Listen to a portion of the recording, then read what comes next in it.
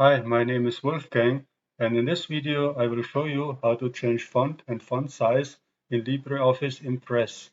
Let's get started right away. To change the font or font size, select the part of the text or title you want to change. Go to Format and Character in the toolbar. In the menu that appears, change the font style, and the font size. After specifying all the changes, click on OK and check the result. This concludes our short video about formatting text in LibreOffice Impress. If you liked the video, give me a thumbs up and subscribe to my channel. If you have any questions, let me know in the comments. I will answer any comments. Thanks for watching and have a wonderful day.